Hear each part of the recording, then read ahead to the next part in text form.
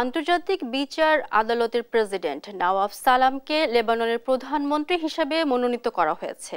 আর এই মনোনয়ন সংকটে থাকা দেশটির জন্য এক চমকপ্রদ পরিবর্তন বলে মনে করেন বিশ্লেষকরা। লেবাননের নবনির্বাচিত প্রেসিডেন্ট জোসেফ আউনের কার্যালয় সোমবার নওয়াফ সালামকে সরকার গঠন করতে বলে। এর আগে জোসেফ আউনের সঙ্গে পরামর্শকালে দেশটির সংখ্যাগরিষ্ঠ আইন প্রণেতা তার প্রতি সমর্থন জানান। নওয়াফ সালাম সাম্প্রতিক বছরগুলোয় দুবার প্রধানমন্ত্রী পদের জন্য প্রার্থী ছিলেন।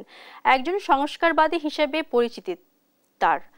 আইসিজের প্রধান নির্বাচিত হওয়ার পর গেল বছর ইসরায়েলের বিরুদ্ধে দক্ষিণ আফ্রিকার করা গণহত্যা মামলা এবং অন্যান্য ট্রাইব্যুনালের নেতৃত্বে দেওয়ার মধ্য দিয়ে আন্তর্জাতিক খ্যাতি অর্জন করেন এই বিচারক।